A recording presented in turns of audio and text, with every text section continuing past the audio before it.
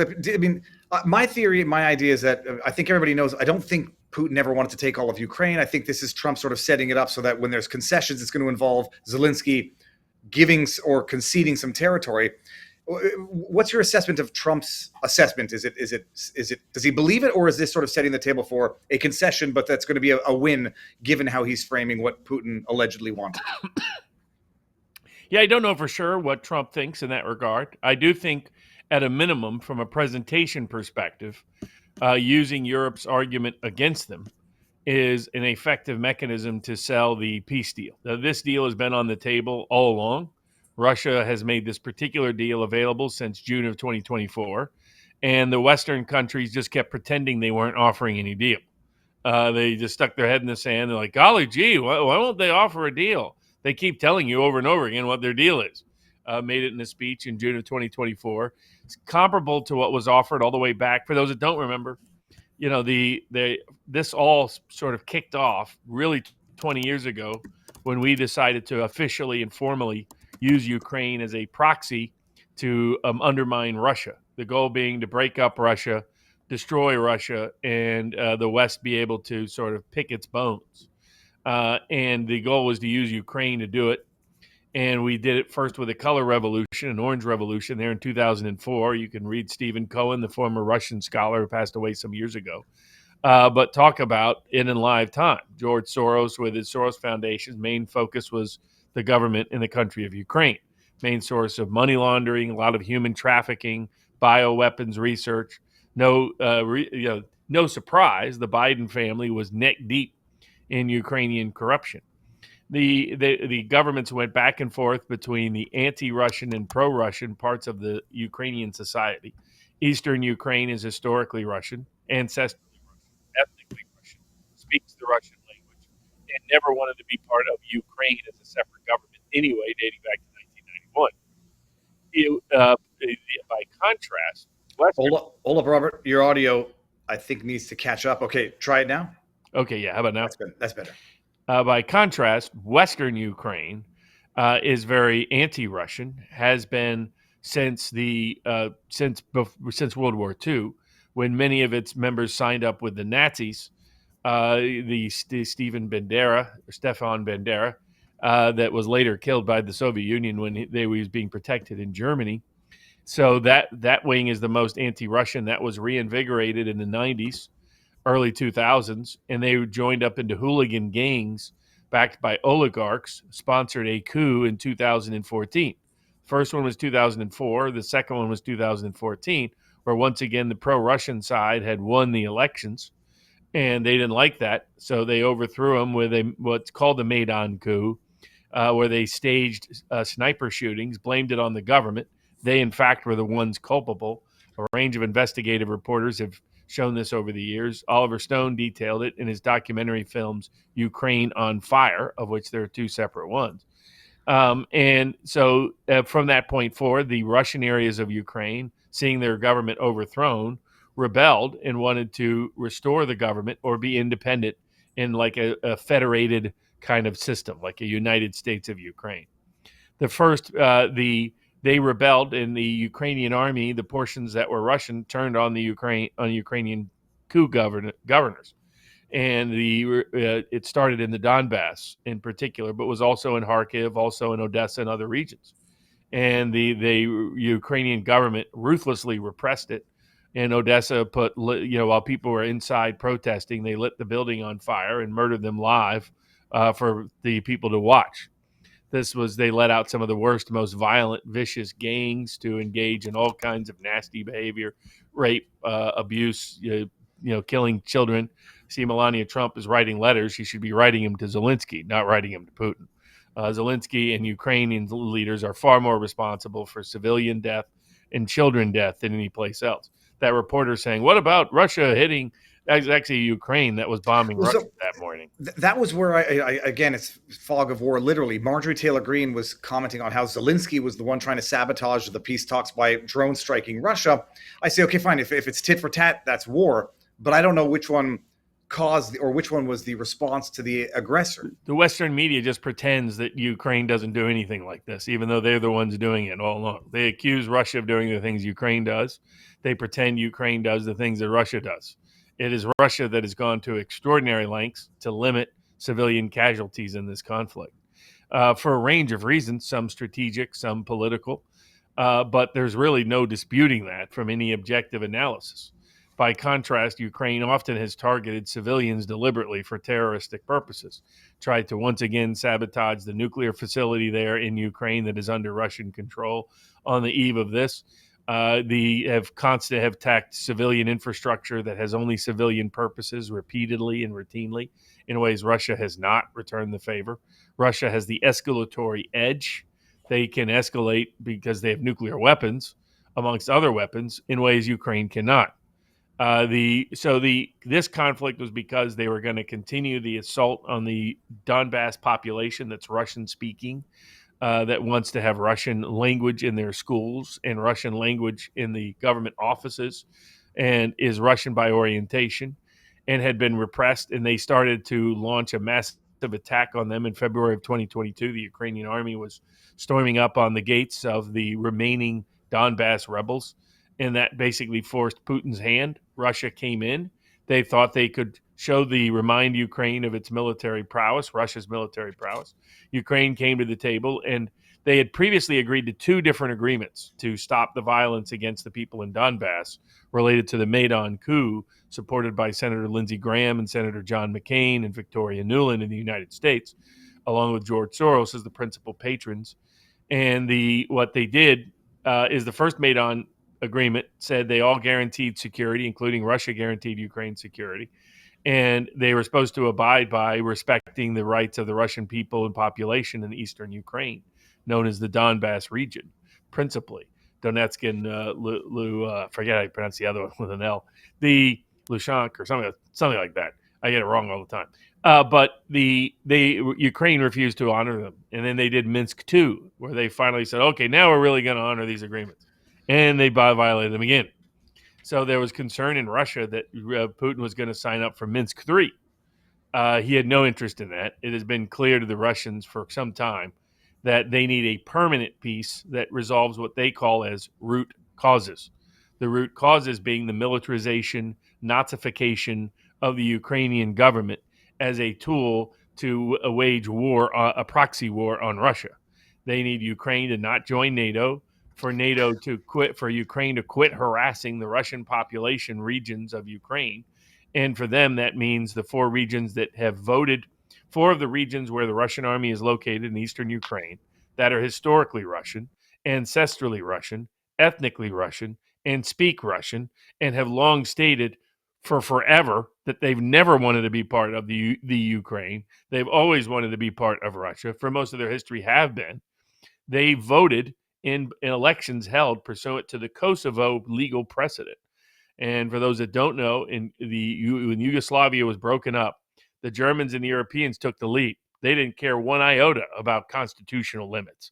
Europe didn't care one iota about the respecting territorial borders. This sudden, we just care so deeply about borders and constitution. Utter hogwash. Robert, I'm going to highlight someone who I know you love in his infinite stupidity, who's putting out his proposals for how this war could end. McFaul, it's impossible that he's actually this. He can only be stupid, because this is not something you could say if you wanted to even say something that's a lie or mislead people without embarrassing yourself. He says, here's how the war could end. Michael McFaul was the professor of political. He was. Here we go. U.S. ambassador. Russia. That's how embarrassing this guy was. During the Maidan revolution, the Maidan coup, he says, here's how the war could end. Day one, Ukraine agrees to use only peaceful means for unification. De facto, that's a giant concession to Putin. This literally makes no sense on its face. Day two, NATO allies vote to accept Ukraine as a member. That guarantees the war continues. But it absolutely guarantees the war continues. Robert, there's no chance Russia will ever accept Ukraine as a member of NATO. We have long stated we have no interest in it, the United States, but this has long been Europe's goal. Europe's goal has been to use Ukraine to break up Russia, no matter they're willing to fight the war to the last Ukrainian. And they don't have the weapons to do so, or Ukraine itself, doesn't have the weapons to do the fight, doesn't have the manpower to do the fight, doesn't have the willpower to do the fight, doesn't have the money to do the fight. So they took on a fight they cannot win, and they want us to keep bailing them out in order to help Europe and hurt Russia, because it does not serve the interest of the Ukrainian people. The Ukrainian population overwhelmingly, by almost a 50-point margin, favors immediate peaceful resolution and does not want to continue this war. Zelensky holds power illegally, unconstitutionally. His term ended a year ago. What people were worried about Biden doing, Zelensky literally did. No, but Robert, it would be against the Constitution of Ukraine, I'm told, to hold elections now that they've declared martial law. And I'm like, what a great way to literally suspend a constitution, declare martial law, and be a dictator for life, and then claim that you're respecting the Constitution by not holding elections. But, they can still have nightlife, and they can still have clubs, and they can still have social activities and whatnot. That's how serious the martial law is. Now, but the argument, Robert, is that the eastern provinces are going to vote Russian because all of the that they did because all of the Ukrainians or Ukrainian loyals have left already. So it's sort of falsified. There weren't hardly any Ukrainians there. So you can go all the way back. So these regions are 90 to 95% Russian, ancestrally, ethnically, linguistically, culturally, you name it. And when they used to vote in elections, they would vote 90% plus for the Russian side candidate that was more sympathetic with Russia. So the Crimea is like 98% Russian. The Donbass, 90%. Kherson and the other regions are more like 65 to 70%. And that's precisely the margins they won in choosing to be part of Russia. And what happened in Yugoslavia was we said that self-determination rules. This is what we said after World War I in the League of Nations. We said you have the right to determine your own national identity. Ukraine itself doesn't exist outside of this self-determination philosophy of the early 20th century. Well, we extended that after the end of the Cold War. And we said, if you want to break off from an existing government, particularly ones created by Soviet borders, which is like Ukraine, like Yugoslavia, like Czechoslovakia, like some of these other places, then you are legally entitled to do so. All you have to do is hold a plebiscite, a referendum. Russia objected to this at the time because they're like, okay, if you're opening the door to a whole lot of things, but it was the West, the United States and Europe, who insisted that you have a legal right to break off and form your own government, a legal right of secession. Well, each of the provinces where Russia is now in, the so-called territorial swap, is simply recognizing the Kosovo precedent. Each of these four regions has voted to join Russia. Crimea has voted to join Russia. It's an well, that you say it that way, where the argument is, well, it voted majoritarily only because all of the Ukrainians had been chased out. So you say if you get a decisive vote, you find a problem with it. When it's a borderline vote, you find a problem with it. And so the only way to not have a problem is to not do it. Like when Quebec voted to secede and they lost by like 1 or 2%. Well, then it was so close. Had it succeeded by 1 or 2%, people would have said, well, this is unfair because it's virtually half that don't want to. When it's a vast majority that do want to secede, they find another excuse to basically disqualify those results. Exactly. And there's really been no dispute that the Donbass regions have been all Russian all along. The Russian police immediately, the local police, local government all shifted to being against the Maidan coup. So this all stems, and what is in the West, they have been miseducated. They've been lied to for years about the cause for the conflict, the reason why the conflict has progressed in the way that it has, what Russia's objectives are, what Ukraine's objectives are, what Europe's objectives are, what the U.S.'s objectives are. It has been to wage a proxy war on a nuclear-powered country in order to break it up so the globalist crowd can line their pockets with power and wealth into perpetuity. Mm-hmm. Trump in 2015 and 2016 campaigned explicitly against this. Said, why don't we get along with Russia? Wouldn't we be better off if we get along with Russia? Wouldn't we be better off if we get along with Putin? Why are we in the regime change proxy war business? Isn't this counterproductive? Why are we still in NATO? An agreement that only made sense during the Cold War and makes no sense after the Cold War. And so but that's why they launched Russiagate, was to derail, not only to illegally spy on his campaign, to sabotage his campaign, to sabotage his presidency and saddle him with the Mueller investigation, but most importantly, to try to extort and blacklist any effort at a meaningful rapprochement with Russia. That the biggest critic of the sort of globalist order with real power anywhere in the world, other than Trump, is Vladimir Putin. And that Putin has been the reason why he is demonized in American media, and why most Americans have no understanding at all as to who he is and what Russia is about, is because he is such a dissident on the issues of globalist control. He believes in nationalism, believes in national sovereignty, believes that the various globalist priorities on social policy, on cultural policy, on economic policy are dangerous, believes in supporting domestic industry. It's basically the Donald Trump of Russia. And that's why he's deeply popular. His support he's not a dictator by any stretch. Zelensky is a classic definition of a dictator, someone who holds power against the will of his people outside of the constitutional term of his office, with the overwhelming 70% plus of the Ukrainian population wanting him out. Mm-hmm. That's who has who has locked up and suspended the opposing political party, locked up and suspended opposing religious movements, locked up and murdered opposing journalists, including American journalists. That's everything they accuse Putin of. Zelensky is guilty of in just the last 3 years. He is a high-profile, money laundering, murderous criminal. So the question for Trump was, could he get out of this deep state conflict? The deep state loves this conflict because of how it saddles Russia. But a lot of people within the military hierarchy think it disserves us. It shows and exposes our weaknesses and vulnerabilities. That Russia has basically whipped NATO on the battlefield over and over and over again. That Trump has been lied to repeatedly about the casualty numbers. The casualty numbers are 10-1 on the Ukrainian side, not the Russian side.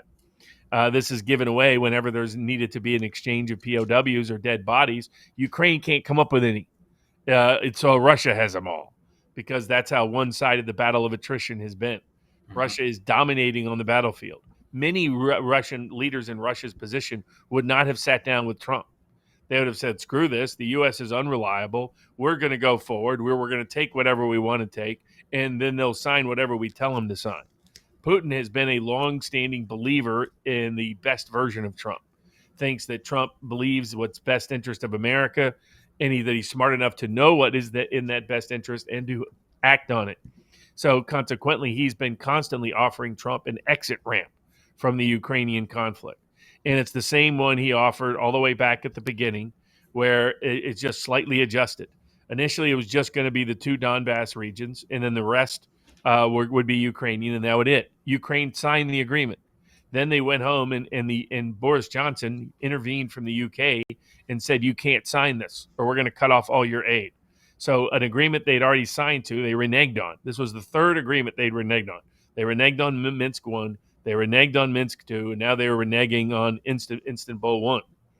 And yet, despite that, Putin has consistently, since last year, said, look, it's just the provinces that voted to be part of Russia. As long as you recognize they're part of Russia, as long as you agree you will not join NATO and won't have this huge military, that's it. We don't need to go any further. Europe has pretended that Russia has this huge goal to go into, take all of Ukraine, take all of Europe. What's useful for Trump is now he's got the same peace deal Putin has kept offering. Trump appears to be finally willing to take, recognizing that Lady Lindsey Graham has been lying to him. General Kellogg has been lying to him. General Kellogg's daughter has been lying to him. People connected to Swampy Susie have not been forthcoming and honest about what's happening in that conflict. The sanctions are only going to hurt us, not Russia.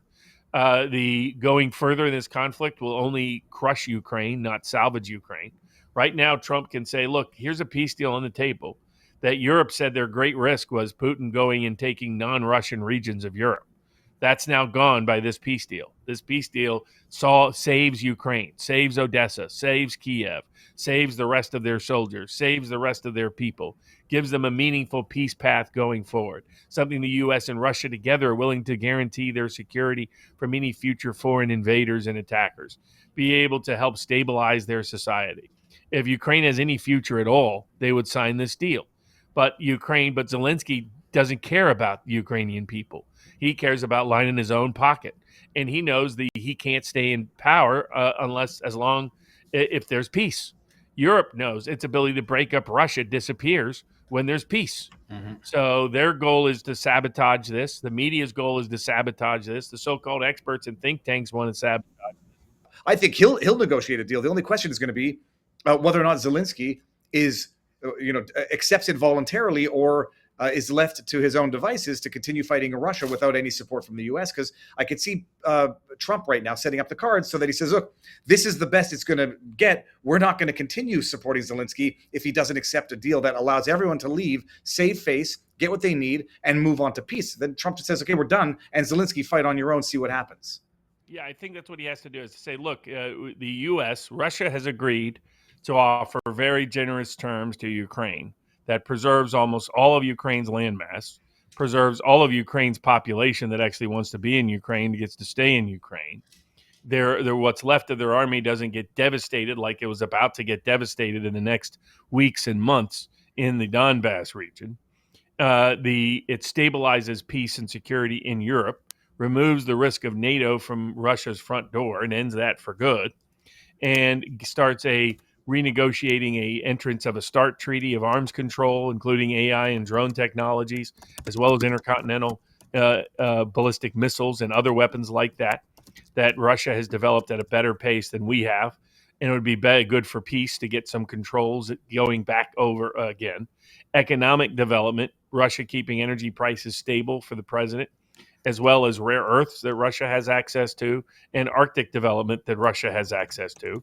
The ways in which Russia gets along with everybody in the Middle East. Russia could be very helpful at getting a new nuclear monitoring peace deal with Israel and Iran. They may be able to help on the Gaza Strip related issues, on the Syria related issues that are percolating up in the Middle East. Be able to better negotiate with China without pushing Russia into a permanent wedding with China in terms of BRICS, convert BRICS into less of an adversary and even at times a potential ally on a global trading basis. So every reason in the world from a geopolitical sound logic says that Trump is doing precisely the right thing. That's why the deep state will go to great lengths to prevent it. Europe will go to great lengths to prevent it. Zelensky will go to great lengths to prevent it. And they are only relying on the mass lies that have been told the American people for the last several years.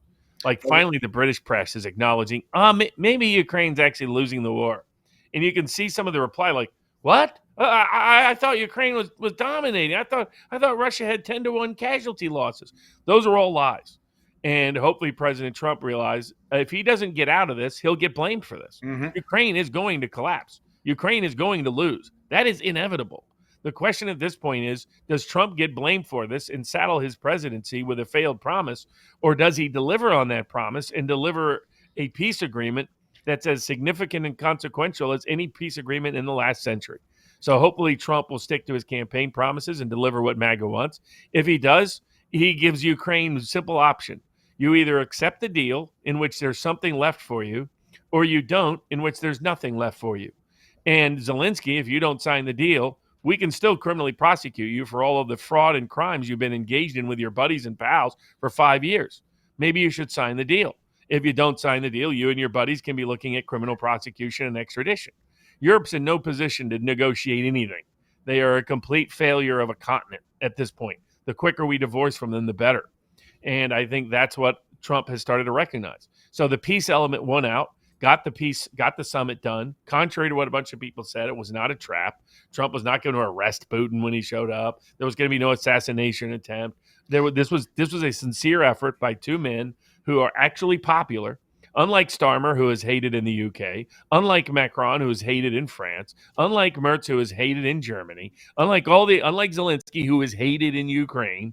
The only leader in this whole affair that's popular are Viktor Orban, who has said Russia is one time to get out, the president of Hungary, President Putin, who's the most popular leader in the entire world, not named the president of El Salvador, and then President Trump. They're the only ones that have above 40% approval rating at home.